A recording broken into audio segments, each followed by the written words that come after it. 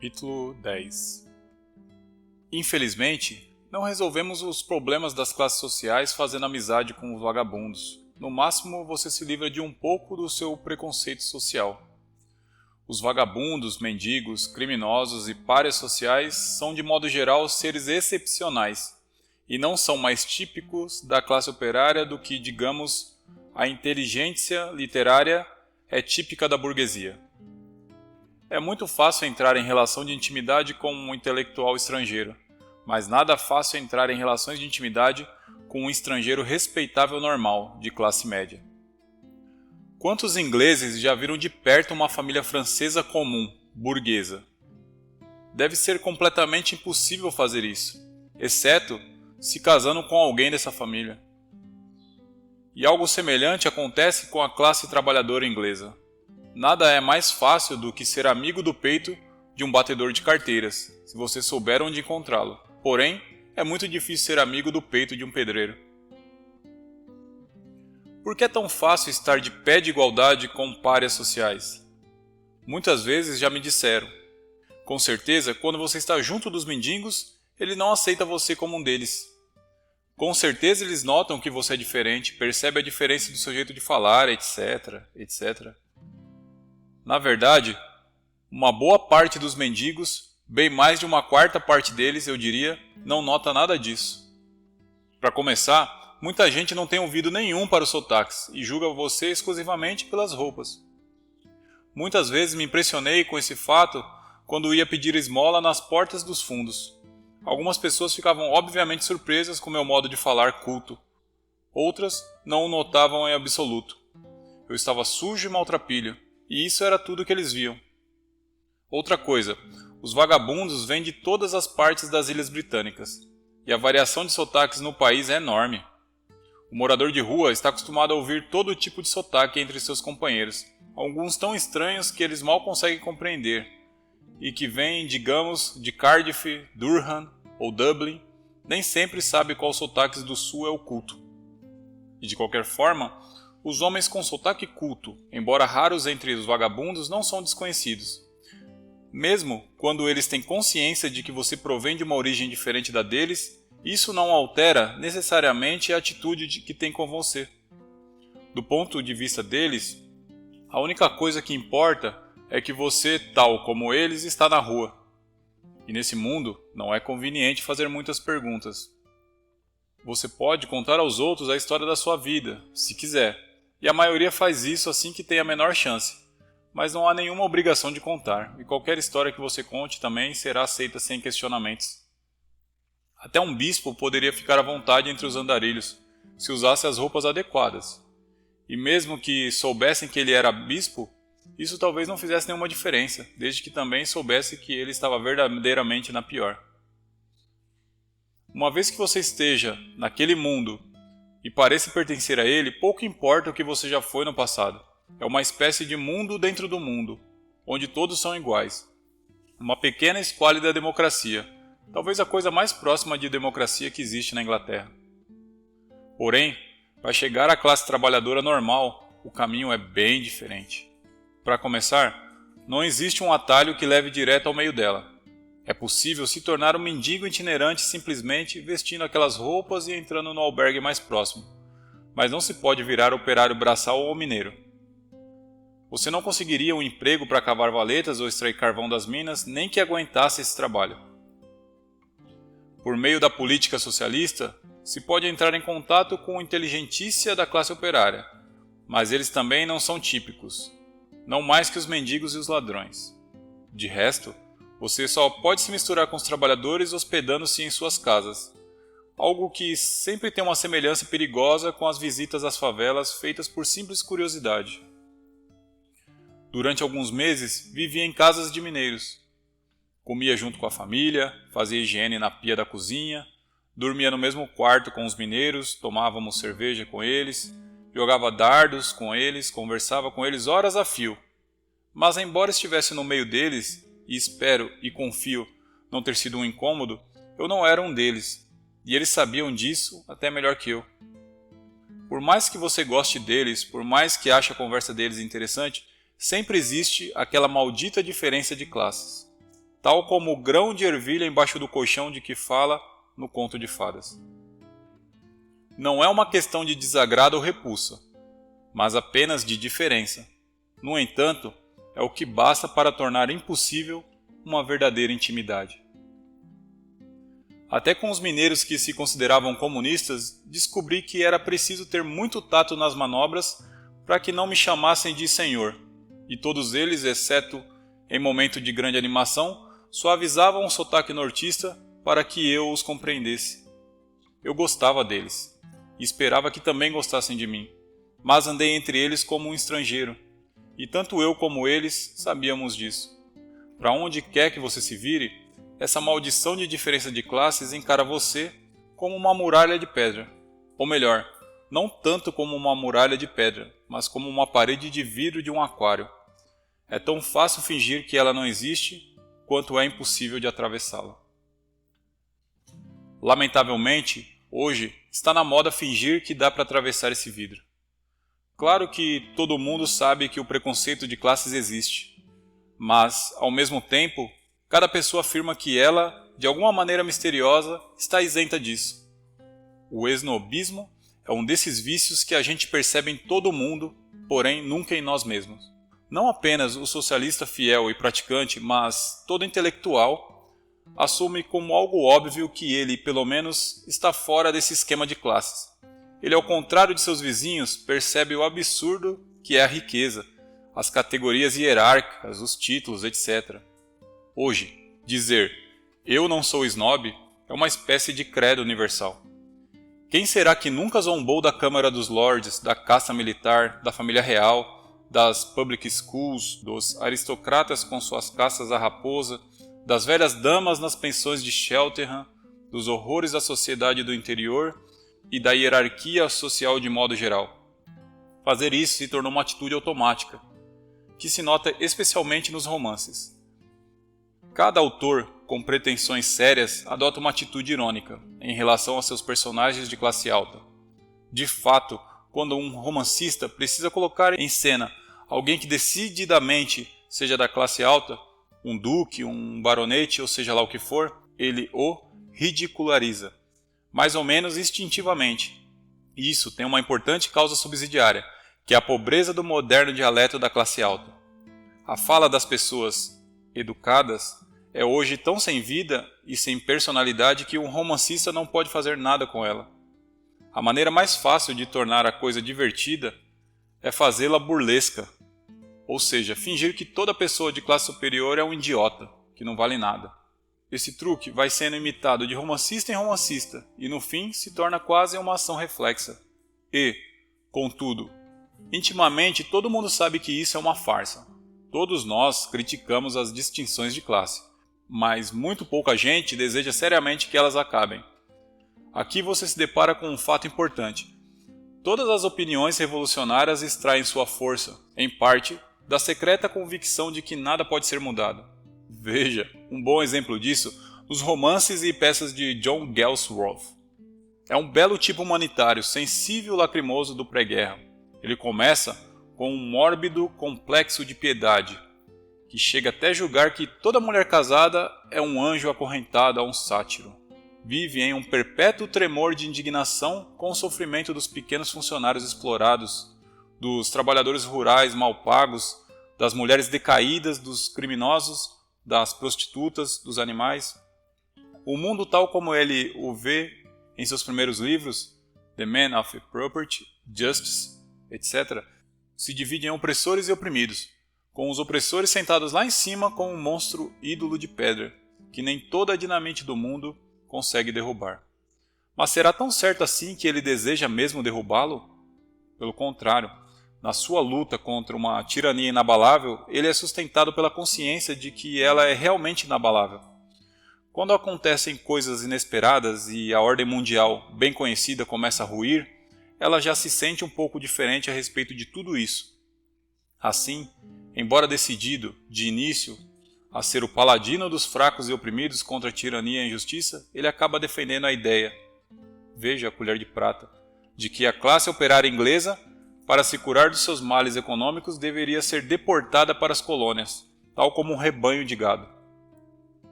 Se ele tivesse vivido mais 10 anos, provavelmente chegaria a uma versão aristocrática do fascismo. É esse o destino inevitável dos sentimentalistas. Cada opinião sua se transforma no seu exato oposto assim que dá a primeira topada com a realidade. A mesma linha dessa farsa morna e mal alinhada perspassa todas as opiniões avançadas. A questão do imperialismo, por exemplo, todo intelectual de esquerda é, por princípio, anti-imperialista. Ele afirma estar fora desse negócio de expansão do império, tão automaticamente e com tanta convicção como está fora da divisão de classe. Até mesmo o intelectual de direita, que de certo não está revoltado contra o imperialismo britânico, finge vê-lo com uma espécie de distanciamento divertido. É muito fácil ser espirituoso acerca do Império Britânico. O Fardo do Homem Branco, Rule Britannia, os livros de Kipling, os anglo-indianos tão enfadonhos, quem poderia mencionar tais coisas sem uma risadinha de escárnio? E será que existe alguma pessoa culta que nunca fez, pelo menos uma vez na vida, uma piada sobre aquele velho coronel indiano que disse que se os ingleses saíssem da Índia, não sobraria nenhuma rúpia e nenhuma virgem entre Peshawar e Delhi, ou seja lá onde for? É essa atitude do esquerdista típico em relação ao imperialismo, e é uma atitude totalmente flácida, sem espinha dorsal. Pois, em uma última análise, a única pergunta importante é: você quer que o Império Britânico continue firme ou quer que ele se desintegre? E, intimamente, nenhum inglês, muito menos o tipo que faz piadas de coronéis indianos, realmente deseja que ele se desintegre. Pois à parte, qualquer outra consideração, o nível de vida de que desfrutamos na Inglaterra depende de segurarmos bem firmes as rédeas do Império, em especial suas regiões tropicais, como Índia e África. No sistema capitalista, para que a Inglaterra possa viver em relativo conforto, 100 milhões de indianos têm que viver à beira da inanição. Um estado de coisa perverso, mas você consente com tudo isso cada vez que entra num táxi ou come morangos com creme. A alternativa é jogar fora o Império e reduzir a Inglaterra a uma pequena ilha gélida e sem importância, onde todos teríamos que trabalhar muito duro e sobreviver basicamente à base de arenque com batatas. Essa é a última coisa que qualquer esquerdista deseja. E, contudo, o esquerdista continua sentindo que não tem nenhuma responsabilidade moral pelo imperialismo. Está perfeitamente disposto a aceitar os produtos do império e, ao mesmo tempo, salvar sua alma ridicularizando aqueles que seguram o império. É aí que verificamos como é real a atitude da maioria das pessoas em relação ao problema de classe. Enquanto se trata apenas de melhorar o destino do proletário, toda pessoa decente está de acordo. Veja, o mineiro de carvão, por exemplo. Todas as pessoas, com exceção dos tolos e dos canalhas, gostariam de ver o mineiro melhorar de vida. Se, por exemplo, o mineiro pudesse chegar até o veio de carvão, sentado em um vagão confortável em vez de avançar engatinhando, se pudesse fazer um turno de 3 horas e não de 7 horas e meia, se pudesse morar em uma casa decente, com 5 cômodos e um banheiro, e ganhar 10 libras por semana, esplêndido. Mas ainda, qualquer pessoa que use o cérebro sabe muito bem que isso está dentro dos limites do possível. O mundo, pelo menos em potencial, é imensamente rico. Basta desenvolvê-lo como ele poderia ser desenvolvido, e todos poderíamos viver como príncipes, se assim desejássemos. E considerando com um olhar muito superficial, o lado social da questão parece igualmente simples. Em certo sentido, é verdade que quase todo mundo gostaria de ver as distinções de classes abolidas. É óbvio que esse perpétuo mal-estar que há entre o homem e seu próximo que sofremos na Inglaterra de hoje é uma maldição e um aborrecimento. Daí vem a tentação de acreditar que ele poderia desaparecer com apenas alguns gritos cheios de boa vontade, como se dados por um chefe de escoteiros: "Parem de me chamar de senhor, pessoal, pois não somos todos homens? Vamos nos unir e enfrentar o trabalho juntos e lembrar que somos todos iguais, e que importa se eu sei qual gravata usar e vocês não, e se eu tomo sopa em relativo silêncio e vocês tomam fazendo barulho de água descendo pelo encanamento, e assim por diante." Tudo isso é uma besteira das mais perniciosas, porém, muito atraente quando bem expressa. Porém, infelizmente, não se vai muito longe apenas se desejando que as distinções de classes desapareçam. Mais exatamente, é necessário, sim, desejar que elas desapareçam. Mas esse desejo não tem eficácia se você não compreender bem tudo o que ele implica. O fato que precisa ser encarado é que abolir as divisões de classe significa abolir uma parte de você mesmo. Aqui estou eu, um membro típico da classe média. Para mim, é fácil dizer que desejo que as distinções de classe desapareçam. Mas quase tudo que penso e faço é resultado das distinções de classe. Todas as minhas ideias, meus conceitos sobre o bem e o mal, o agradável e o desagradável, o engraçado e o sério, o feio e o bonito, são essencialmente conceitos de classe média. Meu gosto para livros, comidas, roupas, meu senso de honra, minhas boas maneiras à mesa, as expressões que uso ao falar, meu sotaque, até mesmo os movimentos característicos do meu corpo são produtos de certo tipo de educação e de certo nicho que fica mais ou menos na metade da hierarquia social. Quando me dou conta disso, percebo que não adianta dar tapinha nas costas de um proletário e dizer que ele é um bom homem, tanto quanto eu. Se eu desejar ter contato real com ele, eu tenho que fazer um esforço para o qual, muito provavelmente, estou despreparado.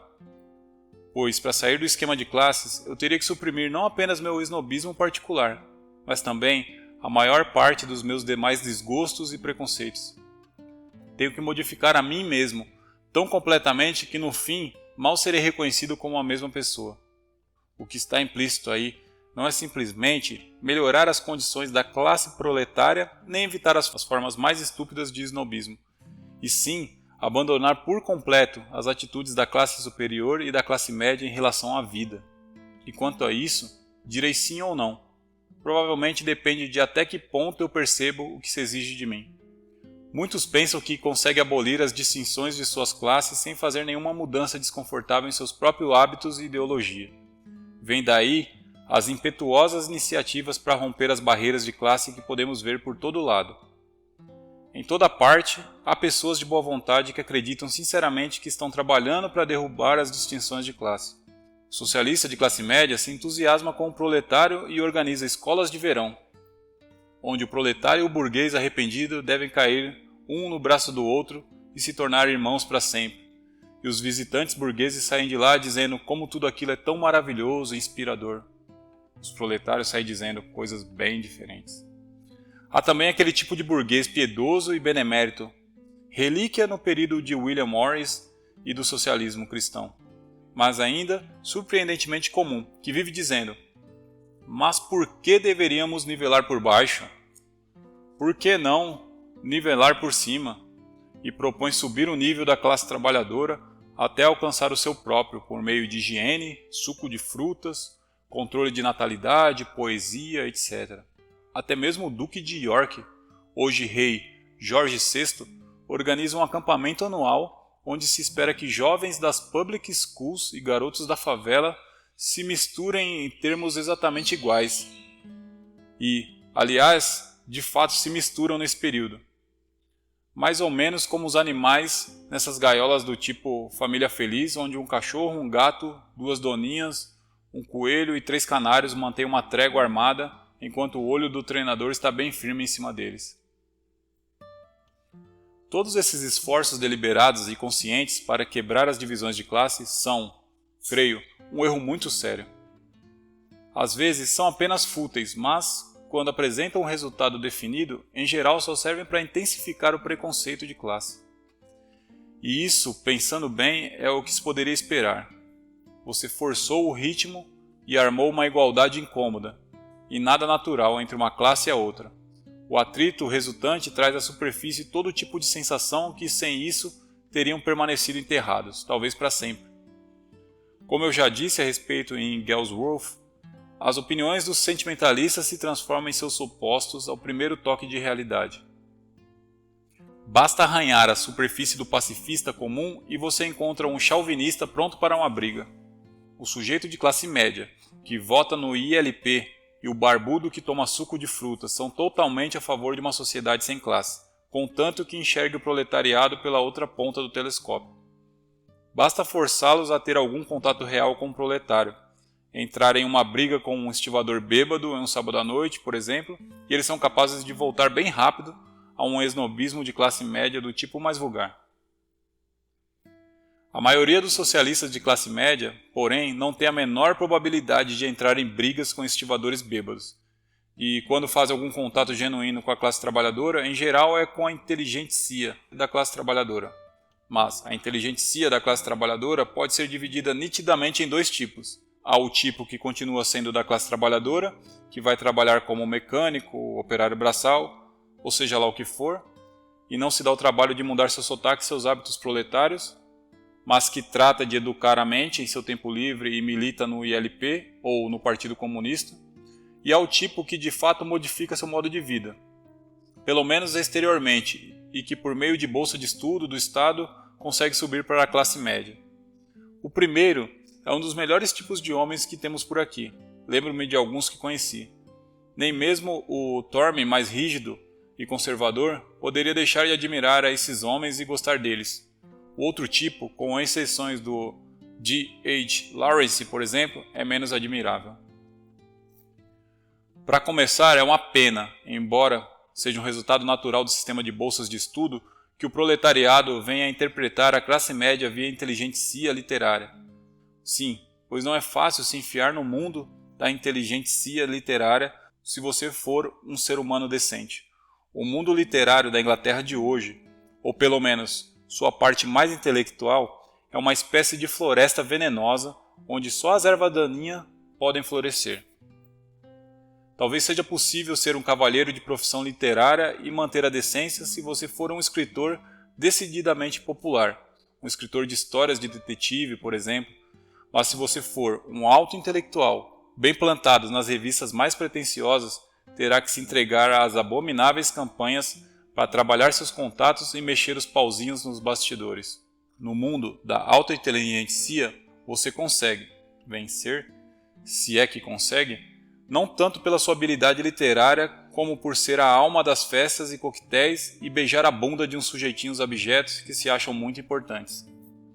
É esse o mundo que mais prontamente abre as portas ao proletário que quer subir e sair da sua classe social. O garoto esperto, de família trabalhadora, o tipo que ganha uma bolsa de estudos e obviamente não serve para o trabalho braçal, pode encontrar outras maneiras de ascender para a classe superior. Por exemplo, um tipo ligeiramente diferente sobe fazendo política no Partido Trabalhista. Mas a via literária é, de longe, a mais comum. Hoje a cena literária de Londres está fervilhando de jovens de origem proletária educados por meio de bolsa de estudos. Muitos são pessoas desagradáveis, nada representativa da sua classe social. E é uma pena que quando alguém de origem burguesa consegue, por fim, encontrar um proletário cara a cara, em pé de igualdade, é esse tipo que ele encontra com mais frequência. Pois o resultado é empurrar o burguês que idealizava o proletário enquanto não sabia nada sobre ele de volta para trás, para um frenesi de esnobismo. É um processo às vezes cômico de se assistir quando observado de fora. O pobre burguês bem intencionado, ansioso para abraçar seu irmão proletário, dá um salto à frente de braços abertos, e logo depois já está em retirada com 5 libras a menos que o outro pegou emprestado, e se queixa, todo lamentoso. Mas, caramba, esse cara não é um cavalheiro. O que deixa o burguês desconcertado no contato desse tipo é descobrir que certos princípios que ele mesmo professa são levados a sério. Já observei que as opiniões esquerdistas do intelectual médio são, em geral, espúrias. Por puro espírito de imitação, caçoa de coisas nas quais ele na verdade acredita. Como um exemplo entre muitos, está o código de honra da escola pública. Com seu espírito de equipe, não se chuta cachorro morto. E todo aquele palavreado altissonante tão bem conhecido. Quem nunca riu disso? Quem que se considera um intelectual se atreveria a não rir disso? Mas é um pouco diferente quando você encontra alguém de fora rindo de tudo isso. Da mesma forma como passamos a vida desancando a Inglaterra, mas ficamos muito zangados quando ouvimos um estrangeiro dizer exatamente as mesmas coisas. Ninguém fazia tantas piadas sobre as public schools como as colunas de Beachcomber, do Daily Express. Esse articulista caçoava com toda razão do código ridículo para o qual o pior dos pecados é trapacear nas cartas. Mas será que Bitcumber ficaria feliz se ele ou um dos amigos seus fosse apanhado roubando no jogo? Duvido. É apenas quando encontramos alguém de uma cultura diferente da nossa que começamos a perceber quais são realmente as nossas próprias convicções. Se você for um intelectual burguês, logo imagina que se tornou de alguma forma não burguês porque acha fácil rir do patriotismo, da igreja na Inglaterra, da velha gravata da escola, do coronel Blimp e tudo mais. Mas do ponto de vista do intelectual proletário, alguém que pelo menos pela origem está genuinamente fora da cultura burguesa, nossas semelhanças com o coronel Blimp podem ser mais importantes do que as diferenças. É bem provável que ele considere você e o coronel Blimp pessoas praticamente equivalentes, e de certa forma tem razão, apesar de que nem você nem o coronel Blimp aceitariam isso. E assim, o encontro do proletário com o burguês, quando consegue se encontrar, nem sempre é um abraço de irmãos, a longo tempo separados. Com muita frequência é um choque de culturas extremamente diferentes, que só pode se encontrar em tempos de guerra. Penso do ponto de vista do burguês que descobre que suas convicções secretas estão sendo desafiadas e é empurrado de volta para um conservadorismo amedrontado. Mas também é preciso considerar o antagonismo que é despertado no intelectual proletário. Com seu próprio esforço e às vezes com terríveis dificuldades, ele lutou para sair da sua própria classe e entrar em outra, onde espera encontrar uma liberdade mais ampla e maior refinamento intelectual. E tudo que encontra, com frequência, é uma espécie de vazio, algo morto, onde falta qualquer sentimento humano caloroso. Qualquer tipo de vida genuína. Às vezes os burgueses lhe parecem apenas bonecos com dinheiro e água nas veias em vez de sangue. Ou pelo menos é o que ele diz, e há muito jovem intelectual de origem proletária que vai lhe apresentar essa linha de conversa. Vem daí o palavreado proletário, a que estamos sujeitos agora. Todo mundo já conhece esses clichês, ou nesta altura já deveria conhecer. A burguesia está morta. Xingamento predileto de hoje, muito eficiente porque não quer dizer nada. A cultura burguesa está falida. Os valores burgueses são desprezíveis, e assim por diante. Se quiser exemplos, basta ver qualquer exemplar da Left Review ou qualquer dos autores comunistas mais jovens como Alec Brown, Philip Henderson, etc. A sinceridade de grande parte desse falatório é suspeita, mas G. H. Lawrence, que era sincero, ainda que lhe faltasse outras qualidades, expressa esse pensamento vezes sem conta. É curioso ver como ele insiste na ideia de que a burguesia inglesa está totalmente morta ou pelo menos castrada. Mellors, o guarda-caça de O Amante de Lady Chatterton, na verdade o próprio Lawrence, teve a oportunidade de sair de sua classe social e não tem muita vontade de voltar a ela, pois os trabalhadores ingleses têm vários hábitos desagradáveis. Por outro lado, a burguesia com a qual ele também já se misturou até certo ponto, lhe parece meio morta. Uma raça de eunucos. O marido de Lady Chatterley, simbolicamente, é impotente no sentido físico real. E há também um poema sobre o jovem, de novo o próprio Lawrence, que subiu até o alto da árvore, mas desceu dizendo: você tem que ser como um macaco se subir no alto da árvore. Você não tem mais utilidade para a terra firme nem o rapaz que você já foi. Você se senta nos galhos e fica ali falando com superioridade. Eles todos tagarelam, tagarelam e tagarelam, e nenhuma palavra que dizem sai de suas tripas. Eles inventam tudo isso no meio do caminho. Eu lhe digo, fizeram alguma coisa com eles? Com os franos lá de cima? Não há nenhum galo entre eles, etc, etc. Dificilmente dá para dizer isso em termos mais claros. É possível que o Lawrence se referisse, ao falar das pessoas do alto da árvore, apenas à verdadeira burguesia, aos que ganham mais de 2.000 libras por ano, mas duvido. É mais provável que se refira a todos que estão mais ou menos dentro da cultura burguesa. Todo mundo que foi educado com um sotaque afetado numa casa com uma ou duas criadas. E é nesse ponto que você percebe o perigo dos clichês proletários, isso é, percebe o terrível antagonismo que essa conversa é capaz de despertar. pois ao encontrar uma acusação como essa, ficamos diante de uma parede inabalável. Lawrence me diz que, como eu estudei numa public school, sou eunuco.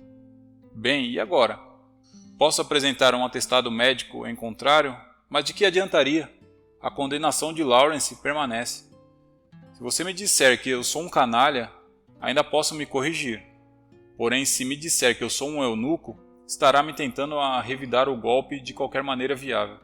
Se quiser fazer de um homem seu inimigo, basta lhe dizer que os males dele são incuráveis. É este o resultado da maioria dos encontros entre proletário e burguês. Eles deixam a nu o antagonismo real, intensificado pelos clichês do proletariado, os quais também são produtos de contato forçado entre as classes. O único procedimento sensato é ir devagar e não forçar o ritmo.